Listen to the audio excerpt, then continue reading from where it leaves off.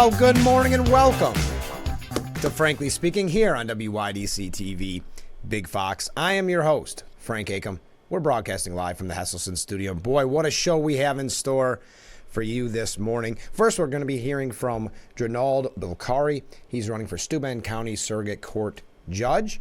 That's a little bit later on in the program. Obviously, we're going to be talking about the State of the Union.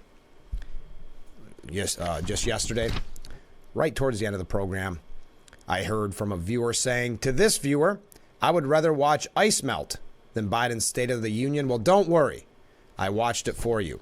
And I was going to give you a little bit of a look behind the curtain here on Frankly Speaking. I intended to start the program almost cocky. I was going to go on about how it's difficult always getting things right.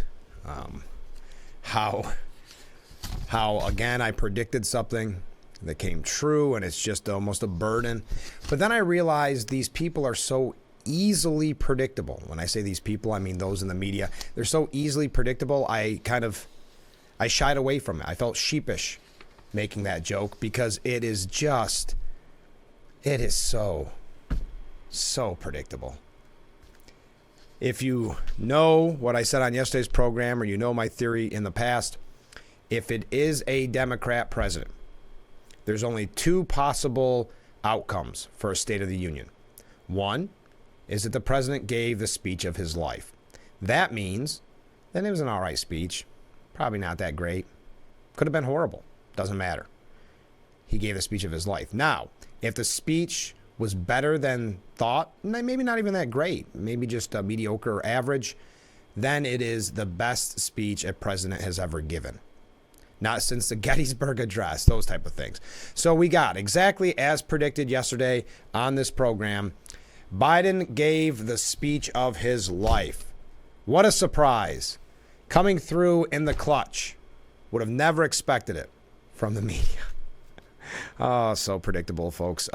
So Biden, another thing that we predicted on the show yesterday, made very scripted jokes about his age. Yes, he has dispelled any kind of issue that we've ever had with his age or mental acuity. He really accomplished, according to CNN and other mainstream media or legacy media outlets, he really accomplished a lot last night. Now, one thing they're not confronting is the mispronunciation of that murder victim at the hands of an illegal migrant. What they are focusing on is the fact that Biden called the alleged murderer an illegal, which is now an outdated term. He has received some pushback on that. But again, not mentioning in the articles his mispronunciation of her name. We're going to talk about that as well. I'm just giving you a little bit of a precursor of what to expect. But boy, the laughs were uproarious when he said, I've been around for a while. In my career, I've been told I'm too young. I've been told I'm too old. My fellow Americans, the issue facing our nation isn't how old we are, it's how old our ideas are. Hate, anger, revenge, retribution are among the oldest of ideas. But you can't lead America with ancient ideas that only take us back. Now still, Biden's grand speech was not devoid of gaffes. Somewhat early on in his address, Biden appeared to suggest he'd fly Americans to Moscow for cheaper prescription drugs, but he quickly corrected himself. He also mispronounced Laken Riley, but the mainstream media is not mentioning that he pronounced it Lincoln Riley. And I find that to be a disservice by the mainstream media to cover that part up, because I think if it were a different president, I'm not going to name parties or anything like that, if it were a different president, I do believe that would be a major takeaway from the State of the Union. Did you also hear, because they talked about his age concern, and I'm already running late, but, you know, the age concern, and boy, he hit it out of the park. No more issues with age, because at one point he said, you may not be able to tell by looking at me, but I've been around for a while, something like that. And, you know, they zoomed in on the crowd just laughing as if it were a celebrity roast. All predictable. But after he delivered his State of the Union, Democrat New York Representative Jerry Nadler approached the president following his speech, stating, quote, "Nobody's going to talk about cognitive impaired now." This was all caught on a hot mic. Another individual stated, "You were on fire tonight." Exchanging some laughs with his fellow Democrats, Biden responded to Nadler's comments saying, and I quote, "I kind of wish sometimes I was cognitively impaired." Many people calling out what is an inappropriate joke there. Also a very odd thing to say. Well, when we come back, we're going to hear what all the pundits, not all, but a lot of the pundits had to say in the medium, what a lot of our elected representatives had to say about last night's State of the Union. But most importantly, I want to hear what you have to say about the State of the Union. Did you watch it? Didn't you watch it? What do you think? What do you think of the media's coverage? As I said, I could have written this piece for CNN hours, perhaps days, before the State of the Union. So we're going to get, if that gives you a little bit of an idea of what we're going to be talking about when it comes to the coverage of this, just sit back and relax, because we're just getting started. This is Frankly Speaking here on WYDC TV, Big Fox. Look at that beautiful, if not a little bit eerie view of Market Street as we broadcast live from the Hesselson studio here on Market Street. I'm Frank Acom. This is Frankly Speaking. A comment from a viewer, and we're up to, I missed one. We're up to 4 waves. There are a few words I can say about the State of the Union without cursing, okay? Angry, hate-filled lies. A motivational speaker he is not. But I'm scratching my head wondering how he got through it with relatively few bumbles. I'll have what he's having. Laughing face. Well, thank you for the comment. I know former President Trump made similar comments about maybe a heavily medicated President Biden. I will say when it comes to relatively few bumbles, that's because this has been practiced so much. Everything in that was scripted. Now, I know the media is saying, wow, he really gave it back to the hecklers. He did. There was some signs of giving it back to the hecklers. But also when he, quote unquote, gave it back to the heckler with Marjorie Taylor Greene, when it came to Lincoln Riley, he got very, it was off the cuff, I believe, got very aggressive with it and then mispronounced it to Lincoln Riley. First, let's hear, before we dive into what the pundits had to say and how it's the greatest speech in the history of mankind, let's hear what our congressman, let's bring it home, Congressman Nick Langworthy had to say about last night's State of the Union. Instead of bringing our nation together, President Biden's State of the Union address was nothing more than a divisive campaign speech. Many people echoing that statement. He failed to take ownership of his disastrous policies and instead tried to place the blame on House Republicans. He single-handedly created a crisis at our borders, crushed our economy, crippled the American energy sector, plunged us deeper into debt, enabled violent crime in our major cities, and made it harder to raise a family or own a business in the United States. Americans deserve a better leader than Joe Biden. Thank you, Congressman Nick Langworthy, for sending that statement out last night. It's nice to hear what our representatives have to say, and I have other representatives from throughout the country that we'll be hearing from in just a little bit. So, as I mentioned, I don't want to keep belaboring this point, but Representative Marjorie Taylor Greene kept saying, say her name, meaning say Lincoln Riley's name, because apparently there's not been speeches on this. Many people, Marjorie Taylor Greene even claiming that Mayorkas would not take her pin that says say her name. So the president then held up a pin that Marjorie Taylor Greene gave him, yelling at the congresswoman, I know how to say her name. This is what I take away from this. That's why I'm saying that kind of aggressiveness. I know how to say her name, and then says Lincoln Riley. Lincoln Riley, this is how he exactly said it. Lincoln Riley, an innocent young woman who was killed by an illegal. That's what the media and those on the left are hung up on, that he said killed by an illegal. But I'll continue with what he had to say. That's right. But now many of the thousands of people being killed by illegals, and then for whatever reason, Greene interrupted him, which I'm never sure that's a good idea when someone is kind of digging their own hole to interrupt. But I don't think there's any surprise there that Marjorie Tyler Green was going to be aggressive. People were asking me yesterday, do you think it's going to be kind of like Parliament with yelling it back and forth? And yes, I did. Left-wing Democrats have slammed Biden, not for mispronouncing Lake and Riley, but for saying, quote, an illegal. Coming from, who's this from? Joaquin Castro, Progressive Representative Joaquin Castro from Texas said, my guest for this year's State of the Union was a widow of a North Texas rancher who was murdered by a neighbor who didn't want Latinos living next door. Across Texas, many families can tell similar stories of hate and harassment inspired by the rhetoric of Donald Trump.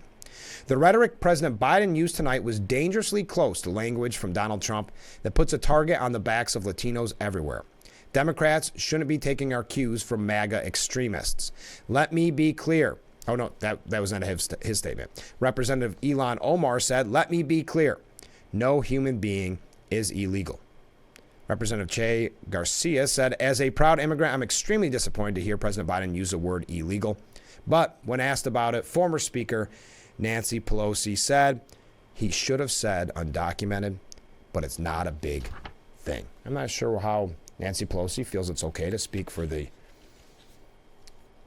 Latino community, but apparently she said it's not a big deal, so let's drop it. Now, the media has not been talking. They have talked about the quote-unquote illegal statement, but not about the mispronunciation of Lake and Riley's name.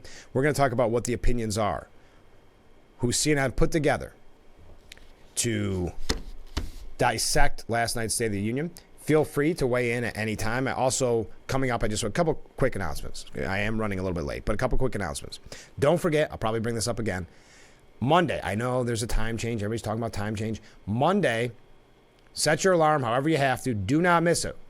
It's the start of our 1-year anniversary special. All next week, we have guests lined up that I'm really not only proud of, I'm really excited to bring to you. So we are going to be very busy next week. It's a week worth of shows you don't want to miss. I know you never want to miss this show, but do not miss next week, starting on Monday, of course, at 7 a.m. Coming up after this break, we're going to hear from Drinald Bilcari. I think I'm getting a little better at that. Drinald Bilcari. He's going to join us. He is running for Steuben County Surrogate Court Judge. And then after that, we'll get back into the State of the Union. So stay with us. We'll be right back with Frankly Speaking here on WYDC TV, Big Fox. Welcome back to Frankly Speaking here on WYDC TV, Big Fox. I'm your host, Frank Aiken. We're broadcasting from the Hesselson studio. And our guest this morning is running for Steuben County Surrogate Court. Congratulations, by the way, on making the decision to run. Thank you very much, Frank. We're going to talk about that. But I want to give the disclaimer because it's only fair to you. As a judge, there's only certain questions I can ask you running for judge. And some people don't understand those rules. So if there's something you can't answer, feel free to say you can't answer. And that's on me. That's not on you because you have a lot of rules when it comes to what you can talk about and what you can't talk about. That is correct. Is that fair? Okay. So just so everybody's aware. So what made you decide to run for Surrogate Court Judge? That's a good question, Frank. And again, thank you for having me. Of course. And thank you to your listeners who will listen to this. So, Frank, I've been an attorney for 12 years, and I've lived in Steuben County since 2001. With a couple of, I had to go to finish school and lived in Buffalo for a couple of years, and then I finished law school in Chicago, and then made my way back here. My wife was born and raised in Hammondsport, so okay. she's been here all her life. So we knew for sure that Steuben County was going to be where we're going to raise our family, and that's exactly what we're doing. Why I ran for this position, Steuben County. This is a Steuben County Court countywide position. It encompasses multi-hats in general, and I ran because I believe that using as guiding principles these Republican values that I have learned throughout my life in the States, and the family values that I believe in, I believe that would make a fair, unbiased judge with a sense of justice that would help carry on this, in my view, great tradition of raising a family in Steuben County. Well, and I'm glad you mentioned that because I want to talk about family and background because I had the pleasure of meeting you at the petition gathering by the GOP in Steuben County, and I think you have a very intriguing background. Could you tell us about that? Yes, I was born in Albania. It's a tiny country in Eastern Europe. Frankly, during Reagan's presidency. Okay, that helped. Of course, I didn't know who Reagan was at the time, but because Albania was under communistic rule until the early 90s. I was immigrated into this country 2 weeks after 9/11, and how that happened was my wife, Jean, who was again born and raised in Hammondsport, came over to Albania during the Kosovo crisis at the end of '99 and early 2000. In fact, at the end of 1999. So she came to the village where I was born, and that's how we met. Wow. What's the chances of that? There were probably 1 in a million. Yeah, this is a long journey to Hammondsport. So yeah, that's how we met. Yeah. She was my English teacher, and one thing led to another. It seemed like I guess that was God's plan. Yeah. I don't know. We fell in love. We were subsequently engaged later in 2000, in November of 2000 to be specific, and we were married in June of 2001. okay. Shortly after, 2 weeks after 9/11, I immigrated to the United States with a marriage visa. Okay. Wow, what a talk about fate. Is that the right word to get out here? That's interesting. Now, if people are just tuning in, you are running for Steuben County Surrogate Court Judge, and this is a primary. So just so I didn't say that originally, you are in a primary contest, but you mentioned it's countywide, so you have to get 1,000 signatures on your petition. That is correct, Frank. It is 1,000 signatures. How's it going? That is a good number of signatures. Yes.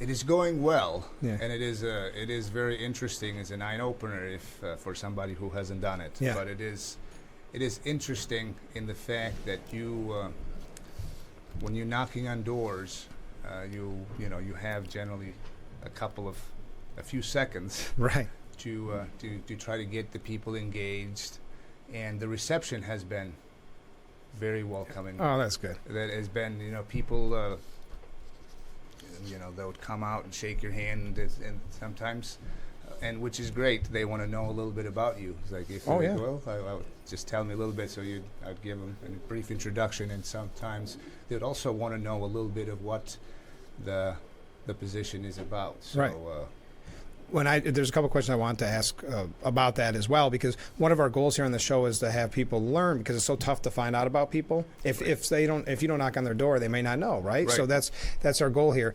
But isn't the petition process, haven't you found that it is really the most helpful to get your word out about who you are, because you get to have that one-on-one? Yes. And that is. I'm sorry. No. I didn't mean to interrupt, but you're right, because I think with petitions, you're on someone's front porch, you know, and there's nothing more personal than that, to talk to that person and let them get to know you and you know them. That you are absolutely correct, because that is the first. Sometimes it's going to be the first introduction that you're going to have with that person, and it is in that aspect is completely different than them receiving a mailing about me. They are actually meeting the candidate directly, and trying to learn firsthand from that candidate what are they about, and why are they running for this very important position. When you mention a very important position, what does the job entail for a layman like me that may not understand exactly what you'd be responsible for? Sure. So the job is it's the title is surrogate court, but it is a multi-hat position. Essentially, what the job is, it's going to handle all matters countywide that deal with criminal law, and that criminal law at the level of the felony level rather than the misdemeanor level stuff in New York are handled by local courts, either city court or the town and village courts. Okay. So the portion of the criminal law deals with felony matters that have been indicted. The other aspect, and a very big important aspect, is the job deals with family courts. Any and all petitions that come in regards to custody and visitation, and they are handled by the countywide, by this position.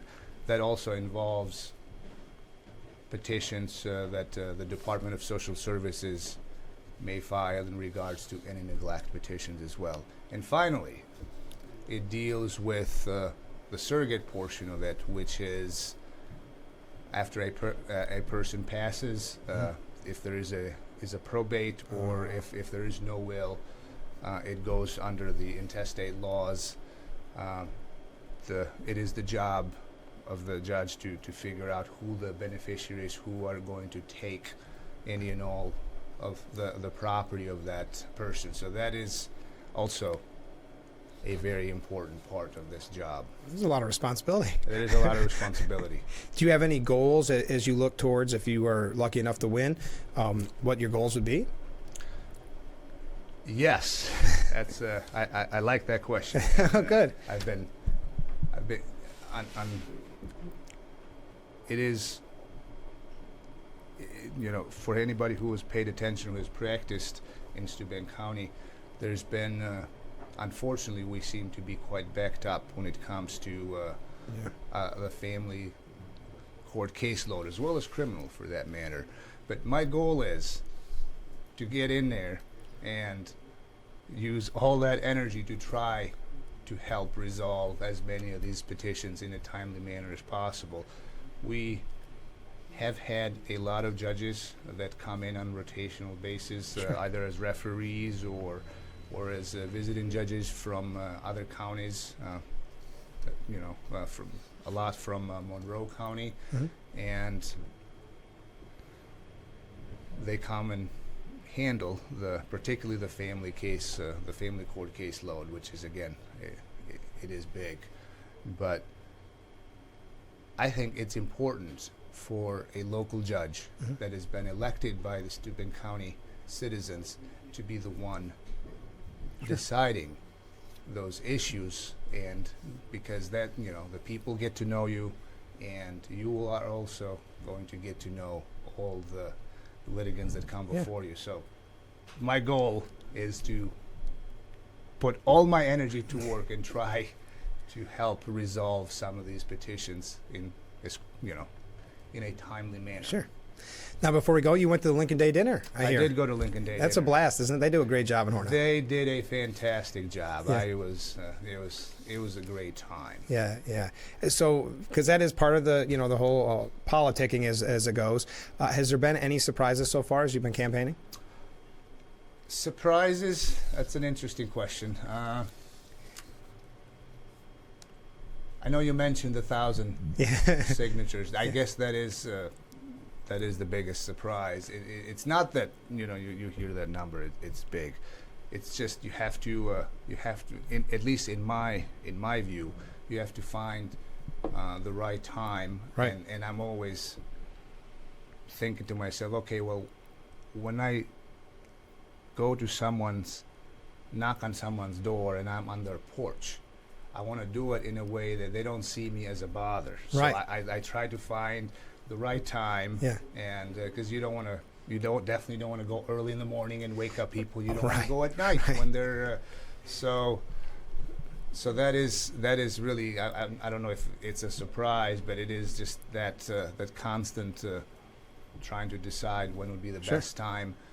And everybody's so scared now, going back to the COVID days and just public safety, which you don't have to talk about that. I'm not going to ask you about that. But I always knock on the door and I take a step back, because you don't want someone to think that you're going to be right there. There's certain little tricks to it. Right. That is funny that you say that.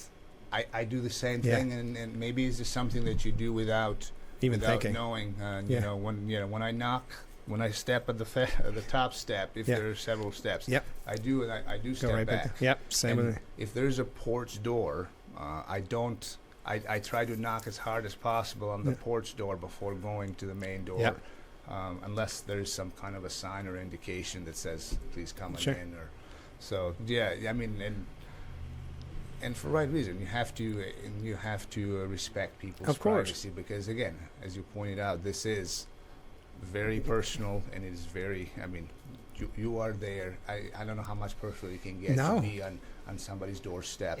On someone's property, in their doorstep. I mean, you know, and people are at a time in society where they're not answering the door for anybody unless it's, their food delivery. So, yeah, it's tough. I think Ring cameras help a lot. You notice those a lot? The Ring cameras are interesting. Some, they're because they can see you, that you're there. So that I didn't mean to get on this tangent. I apologize. That wasn't about this, but we were out of time. So before we go, how can people help your campaign? Well, people can. There'll be an event planning for soon. So just go to my Facebook page and follow us on Instagram. There'll be more information on that. There'll be some literature going out, and so if people are willing to help to just knock on doors and or spread the news out, it would be very much appreciated. And if they see you on the Ring camera, open up and sign your petition. If you do see me on the Ring camera, yes, please open up. I am coming for that purpose, to tell you who I am and why I'm doing this. Well, perfect. Well, thanks so much for being on the show. I hope we can do this again before primary day. I'd love to. All right. We'll be right back with Frankly Speaking. Stay with us.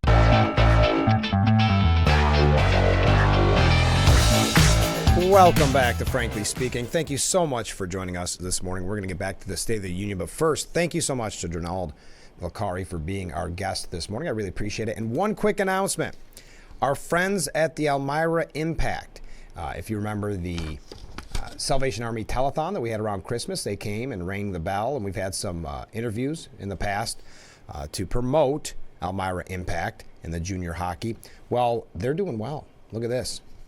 The Elmira Impact swept the Junior Islanders in the first round of the USPHL playoffs. The second round begins tonight at Revolution Ice. That's 12 Old Boston Road in Pittston, Pennsylvania. So come on out and cheer the Impact as they battle the Wilkes-Barre Scranton Knights in a best-of-3 series for the right to advance. And as it says here, prepare for impact. So if you're interested, that is all the information. Elmira Impact coming in at 23-14-7. Against the Wilkes-Barre Scranton Knights, 37-7. All right. Let's get back to it. From viewer Ken. Thank you for this, Ken. It's his thoughts on the State of the Union. 1, highly medicated, which started to wear off near the end. Now, Ken, was that you or Biden? Sorry, corny joke, because it was a tough one to sit through. 2, rehearsed for days. Yes, that was clear. And I think that's what's interesting about the media's coverage of, wow, he had some good zingers and some off script. Nothing, without a few instances like mispronouncing Laken Riley's name. There wasn't too many, I thought, real ad-libs that hadn't been well rehearsed. 3, sounded mad. Yes, many people are saying that. It depends on what side of the aisle you're on. Some are using that as, see, he's still got the fire in him. He's still got the fight coming. On the other side, it came off mad and partisan, which is number 4 point for Ken. Highly partisan, not the unifier bridge that he said he was going to be. Yes, that has been something that's been said for quite some time now, that he's not what he had promised to be in the kind of the basement campaign of 2020, where he's going to be a unifier. He's been more of a divider, has been a common criticism. Also, I would add, before we go any further, definitely going for a more populist message. Going what Bernie Sanders is quoted as telling him. It sounds like they adhered to what Bernie said, the tax the wealthy, those type of things. But continuing, it wasn't a State of the Union speech. It was a campaign speech. Absolutely. This was, and even those that are Biden supporters have said it's a campaign speech. It was really, I hate this term, unprecedented. That's not what typically the State of the Union is used for. Yes, it is a soapbox for the incumbent, but it's not a campaign rally, and that's what last night was meant to feel like. 6, I don't know if he intentionally lies or he just regurgitates what he is told without knowing that they are lies. 7, his handlers are probably proud of themselves. I would think so. They knew they were going to get the positive coverage no matter what. But they took it just far enough with some of the aggression and like that where it wasn't quite as awkward for the reporters and the quote-unquote journalists and pundits to say it. 8, I don't think the squad got what they wanted. No, there's a couple of little criticism there by the squad. And I understand there was anti-Israel protesters before the State of the Union outside. But let's go to CNN and what they had to say before we take... Actually, let me take a break.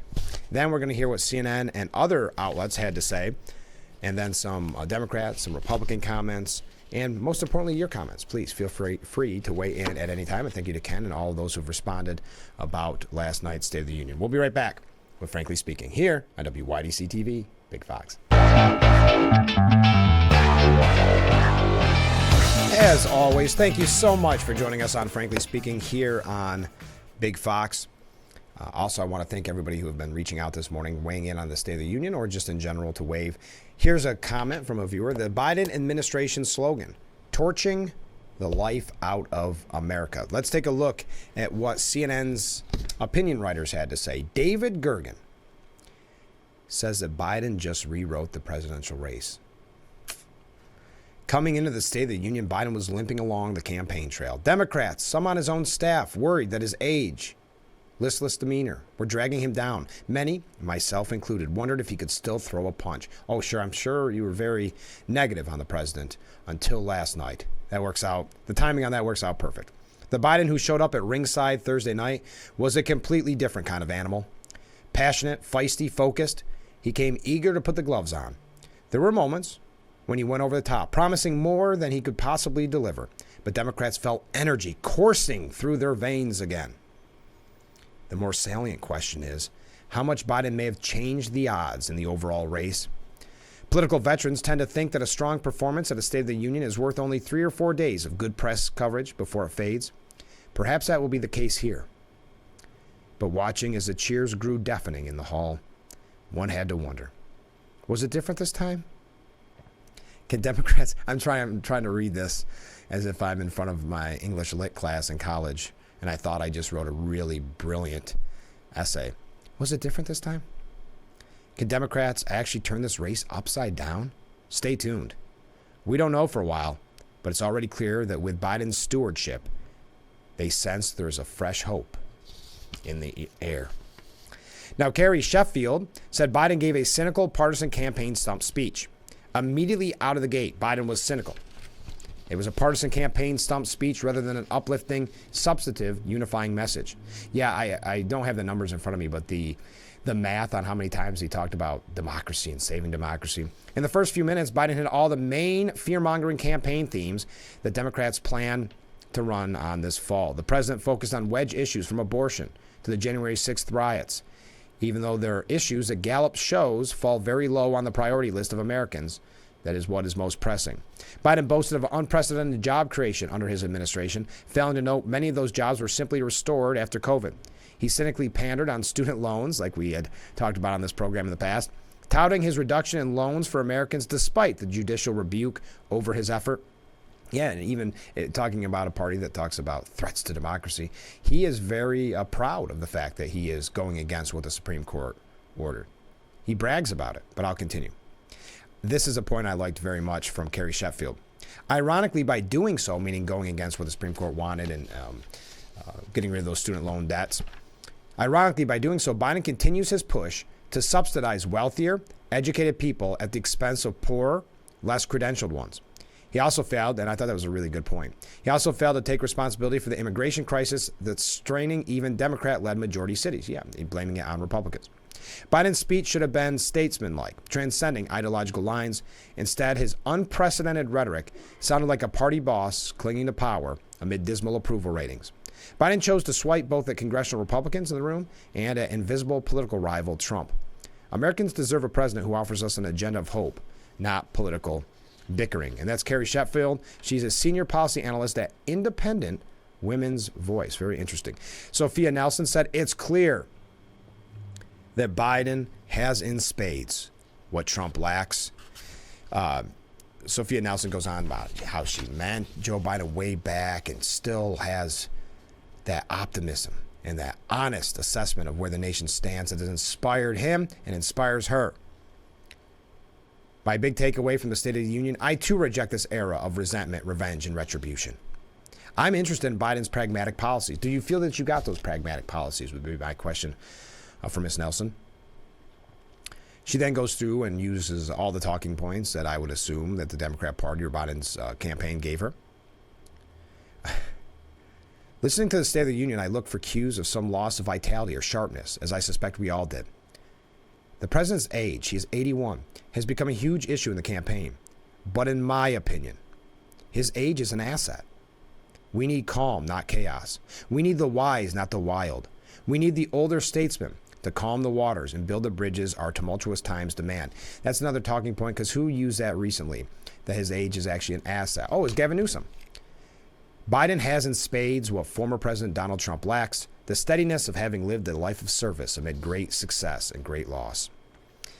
Daniel McCarthy has a good point. Biden's class warfare shouts will give the old guard Republicans reason to back Trump, suggesting that the rhetoric that he used, the attacks, the populist message, the Bernie Sanders type message, will actually draw people that said, oh man, I wanted Nikki Haley, I'm not going to vote for Trump. Oh wait, this is what Biden's offering?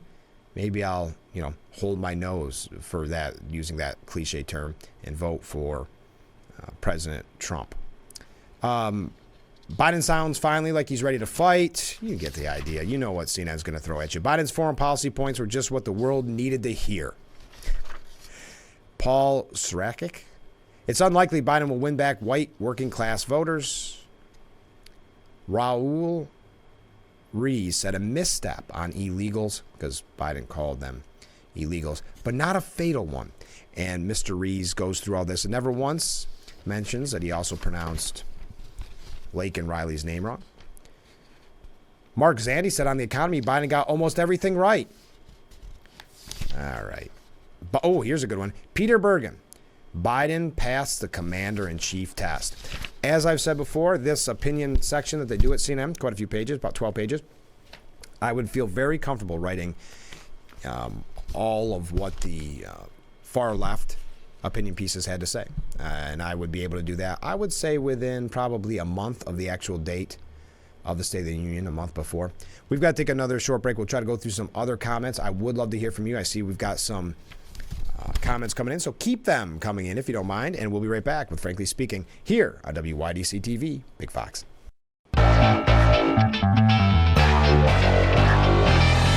And we are back with Frankly Speaking here on Big Fox. I'm your host, Frank Aiken, broadcasting live from the Hesselson studio here on Marcus Street in Corning. Thanks so much for joining us. A few more comments from viewers. After watching the State of the Union last night, by listening to his tone, he thinks he's done nothing wrong and believes it. That's why we all need to get out and vote in November. That's comment number one. Comment from another viewer. Frank, thanks for taking one for the team to sit through the president's address. It was between Joe or Grit TV. I love Grit TV. I went to bed early, the viewer said. I knew that you'd have our backs. Well, thank you for that. I appreciate that. I will do the dirty work that no one else wants to do.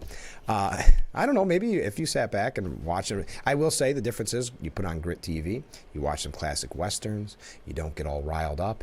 You watch the president give his State of the Union last night, and it's a little difficult to go to bed after. Though, how amazing. I don't know. It gets late, right?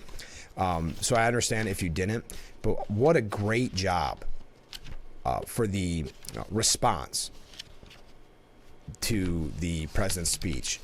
You know how they always have the, I can't think of what the official term is. And I'm trying to find the exact term for it because I know I have a piece about it here. And I'm actually going to rewatch it because it got a little late, but I'm going to rewatch that tonight because it was Katie Britt. She's the youngest ever GOP woman elected to the Senate. Rebuttal. Thank you. I couldn't think of the word rebuttal. Alabama Senator Katie Britt really scorched the president. Right now, the American dream has turned into a nightmare for so many families. The true unvarnished state of our union begins and ends with this. Our families are hurting. Our country can do better. So Britt, who's just 42 years old, she's the United States Senator from Alabama. I've got to say, and I always hate to say this because it almost seems like sometimes the rebuttal is can hurt a career. I'm thinking who, Bobby Jindal.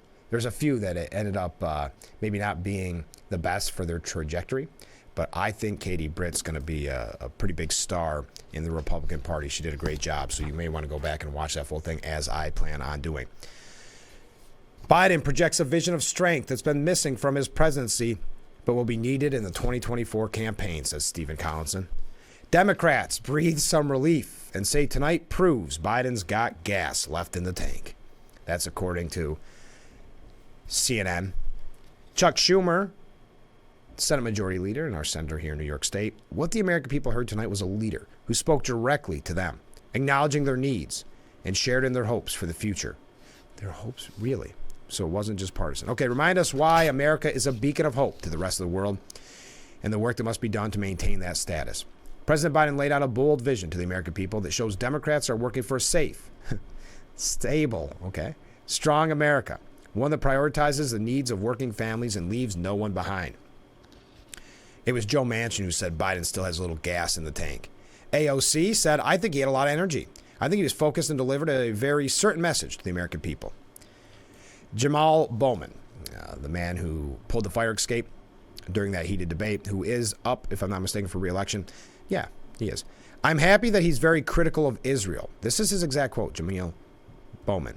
If that doesn't tell you a little bit about Biden's speech. But again, if you go back to what others are saying, it was great foreign policy.